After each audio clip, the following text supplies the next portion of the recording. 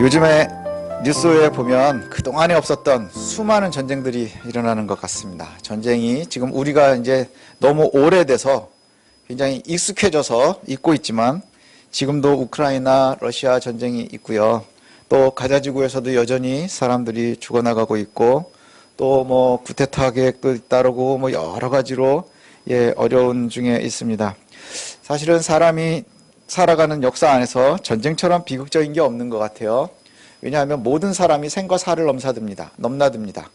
전장에서만 있는 게 아니라 요즘은 또 더 후반까지도 늘 두렵지요. 수많은 아버지와 아들들이 전쟁에 나가면 목숨을 걸어야 되고요.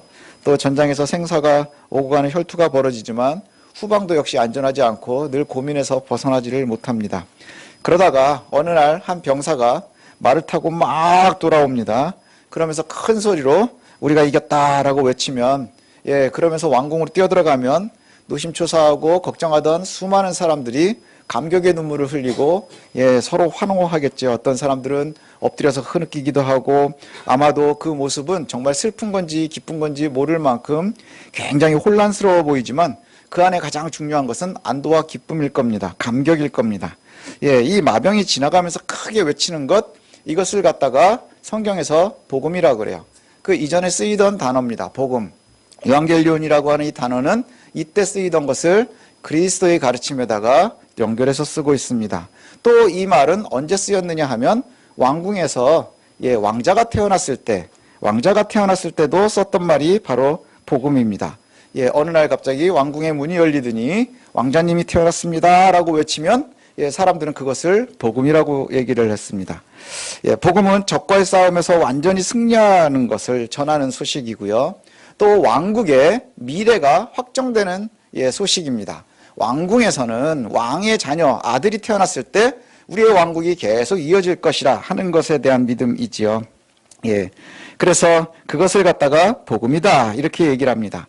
이 유앙겔리온이라는 단어를 성경에서는 예수 그리스도의 가르침과 그의 구원 사역을 갖다가 전하는 소식, 그래서 그 소식으로 복음이다 이제 사용하게 되었습니다.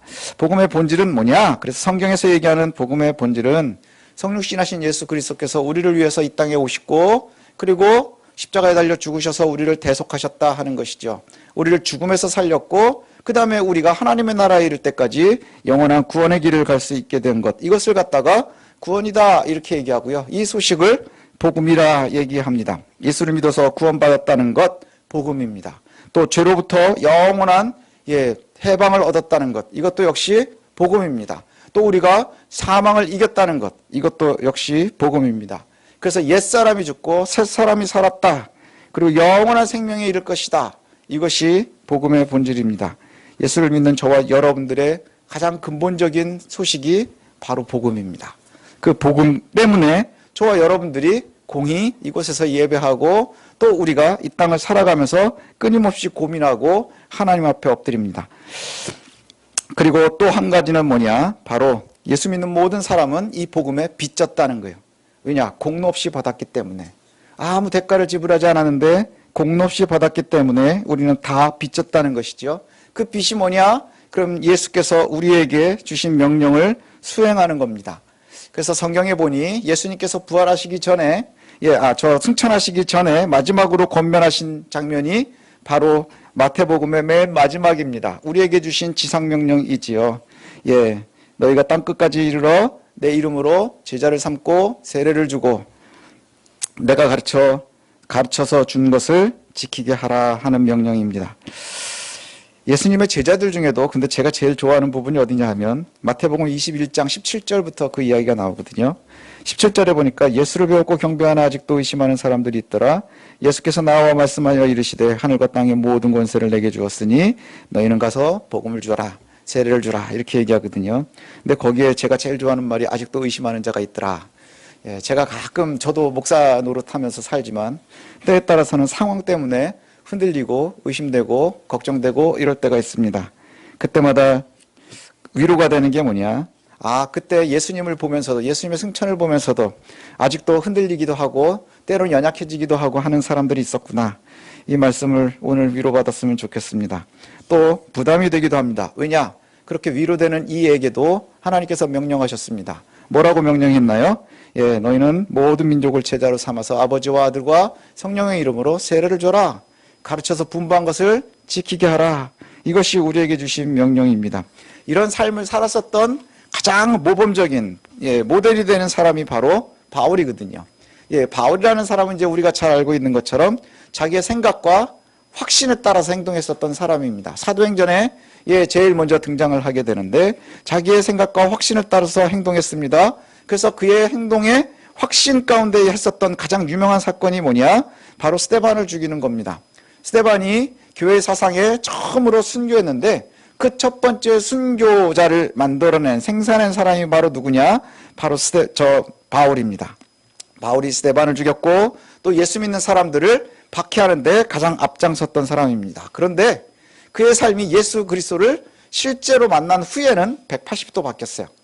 180도 바뀌었습니다. 너무너무 우리의 삶과 비슷하다는 게 뭐냐면 예루살렘에서 예수 믿는 사람들을 갖다가 박해하다가 그리고는 그 열심이 넘쳐서 자기의 확신이 넘쳐서 다메섹까지 가서 예수 믿는 사람들을 잡아오겠노라고 그 삶을 자기가 확신 가운데 살아가던 사람이에요. 근데 가던 어느 중간인가 예수를 만나면서 그의 삶이 180도 뒤집어졌습니다. 뒤집어지고 나니 원래 가고자 하던 그곳에 다메섹에 도착을 했어요. 거기에서 핍박이 아니라 예수가 그리스도라 하는 복음이 그의 입에서 나오더라 하는 것이지요. 복음을 전하면서 그때부터 살아가기 시작을 하는 거예요. 예수가 들어오니 핍박이 선포가 되었습니다. 그리고 평생을 복음을 전하며 살았습니다. 그리고 이제 아주 늙고 나이든 사도 바울이 편지를 쓰는데 그 자리가 어디냐? 그랬더니 차디찬 로마 감옥인 거예요. 좀 묘하지 않습니까? 좀 이상합니다. 왜냐하면 복음을 전하면서 편한 삶을 모두 다 포기하면서 열심히 하나님 앞에 봉사했는데 그 결과가 겨우 감옥입니다. 참 아픔이지요. 바울은 복음을 전하면서도 사실은 편한 적이 없습니다. 끊임없이 유대인 할례자들한테 도망다녀야 됐고요. 고통당해야 됐고요. 가는 곳에서 갇히고 매맞고 또 죽을 고비를 넘겨야 됐습니다. 그렇게 평생을 살았으면 마지막엔 좀 편해야 될 텐데 이 모든 것을 다 포기하면서 살았는데 그 고통을 무엇을 포기하고 간 거냐? 그가 그동안 쌓아놨었던 학문이나 지위나 그 다음에 모든 명성을 다 버린 겁니다. 우리가 상식적으로 한번 생각을 해보십시오. 이 정도 포기하고 이 정도 희생했으면 하나님 뭔가 주셔야 되는 거 아닙니까? 이게 우리들의 상식입니다. 그렇죠? 하나님 우리한테 뭔가 좀 주셔야 되는 거 아닙니까? 내가 이만큼 했으면 10만큼 희생했으면 그래도 좋은 거 한두 개는 주셔야 되는 거 아닙니까? 대가가 뭐죠? 우리의 눈에 보이는 대가가 뭡니까? 감옥입니다. 차디찬 감옥이고 아주 힘든 손과 발에 닿는 섬뜩한 쇠사슬의 감촉일 뿐인 거예요. 근데 우리가 여기에서 한 가지를 꼭 기억했으면 좋겠습니다. 잊지 말고 잘 들어보십시오.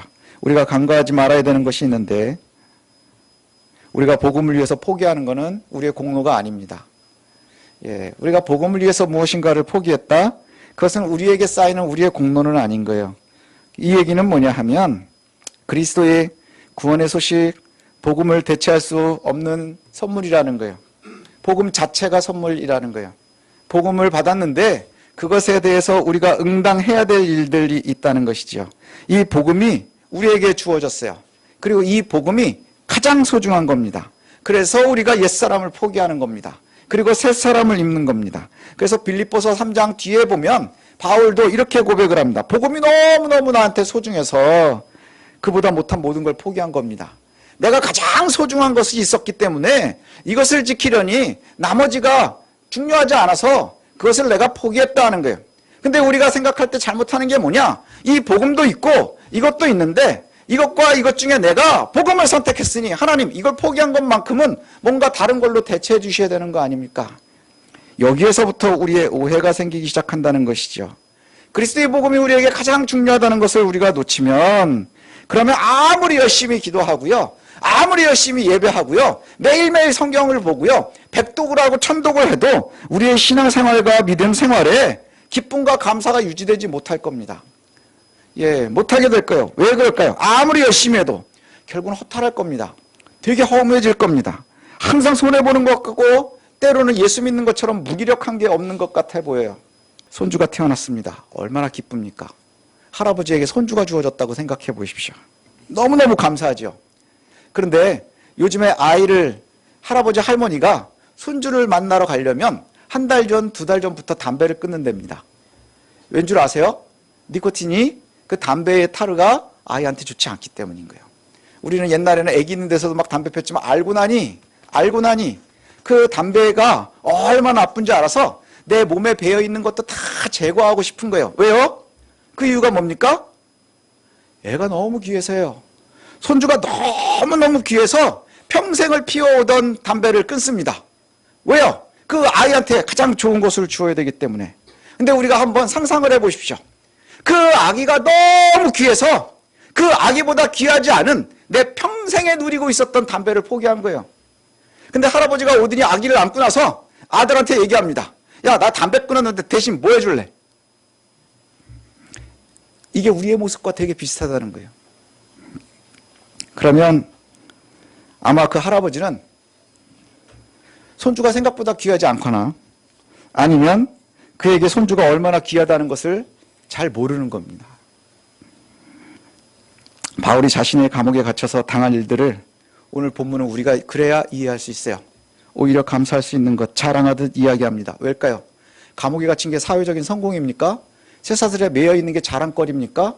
절대 그렇지 않습니다. 그런데 중요한 것은 뭐냐? 내가 갇혀 있는 것을 보고 다른 이들이 바울이 믿는 복음이 진짜이구나 하는 위로를 얻고 용기를 얻어서 담대하게 복음을 전하더라 하는 거예요. 바울이 감옥에 갇히는 걸 보고 오히려 담대해졌다는 것이죠.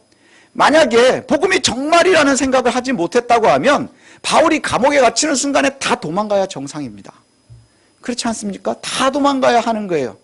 바울이 스데반을 갖다가 핍박할 때에 다 도망가듯이, 예수님이 잡히셨을 때에 여종 앞에서 예수님을 3번 부인하고 베드로가 도망가듯이 그렇게 도망가야 정상이라는 것이죠.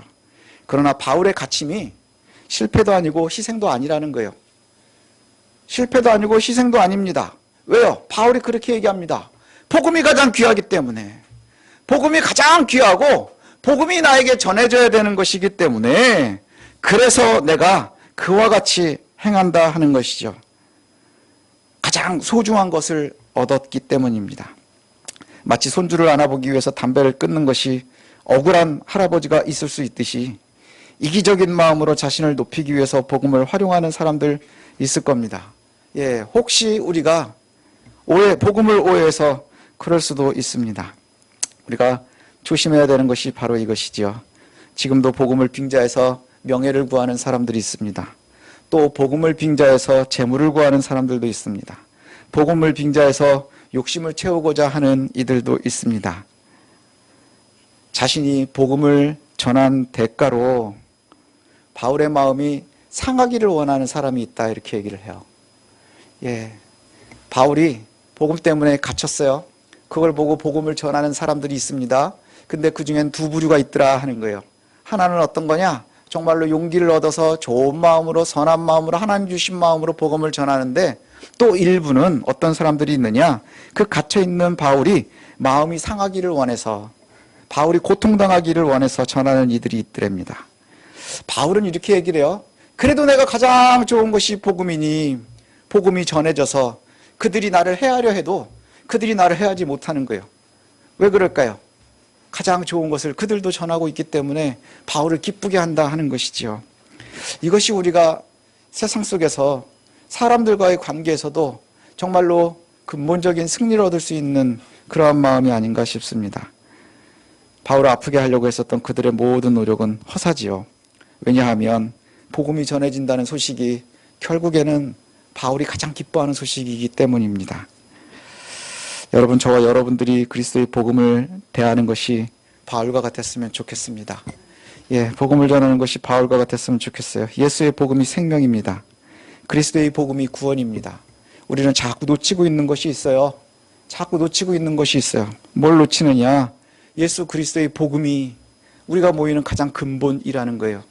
예수가 나를 살렸고 그것 때문에 우리가 영원한 죽음에서 생명을 얻었고 지금 이 땅을 사는 동안에도 우리는 한편에선 여전히 하나님의 나라를 누려야 되는데 우리가 여전히 옛사람을 벗지 못하니 주일날 예배는 나온다 하고 성경은 읽지만 여전히 하나님 내가 예수를 믿으면서 이것도 했고 이것도 했고 이것도 했습니다. 그러니 나에게 뭘로 채워주시겠습니까? 아니요, 우리에겐 이미 복음으로 채워주신 거예요. 그래야 한다는 것이지요. 내게 이보다 좋은 것이 없고 이보다 중요한 것이 없으니 우리가 이기지 못할 것이 없습니다. 이것을 놓쳐지지 않아야 우리가 참으로 기쁨과 감사를 누릴 수 있는 거예요. 기쁨과 감사는 거기에서부터 누려지는 겁니다. 바울이 자신의 진심을 전하는데 바울이 자신의 삶을 그리스도에게 던졌고 또 우리도 이와 같은 삶을 살았으면 합니다. 20절입니다. 20절과 21절을 한번 보고 우리가 같이 한 목소리를 읽었으면 좋겠습니다. 20절, 21절 함께 읽겠습니다. 시작. 나의 간절한 기대와 소망을 따라 아무 일에든지 부끄러워하지 아니하고 지금도 전과 같이 온전히 담대하여 살든지 죽든지 내 몸에도 그리스도가 존귀하게 되게 하려 하나니 이는 내게 사는 것이 그리스도니 죽는 것도 유익함이라. 아멘. 우리가 성찬에 참여할 때마다 제가 읽어드리는 성경 구절이 있습니다. 이제 내가 사는 것이 내가 아니라 내 안에 그리스도가 사는 것이라. 이게 우리의 본체입니다. 우리의 본질이 바로 여기에 있습니다. 오늘 바울도 그 고백을 하고 있는 거예요. 살든지 죽든지 내 몸에서 그리스도가 존귀하게 되는 것이라. 그러니 내게 사는 것이 그리스도에게 가장 유익한 것이라. 바울의 진심은 살고 죽는 데 있는 것이 아니라 그리스도의 복음에 있는 것이지요. 예수 그리스도의 복음이 나의 삶의 중심에 있다 하는 겁니다. 그리스도의 죽으심과 부활이 나에게 있으니 사는 것도 죽는 것도 모두 내게 유익함이라. 이렇게 얘기를 해요. 고린도전서 15장에 가면 바울이 또 이렇게 강하게 이야기합니다.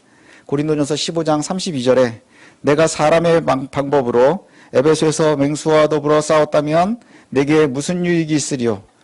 여기서부터입니다. 죽은 자가 다시 살아나지 못한다면 내일 죽을 터이니 먹고 마시자 하리라. 우리가 예수를 믿는다는 게 뭡니까? 우리가 영원한 죽음에서 해방되었고 그리스도의 은혜 가운데 살다가 이 땅에서의 죽음을 맞이해도 우리는 그리스도를 따라 부활에 참여할 것이고 또 하나님의 나라를 우리가 소유하게 되는 겁니다.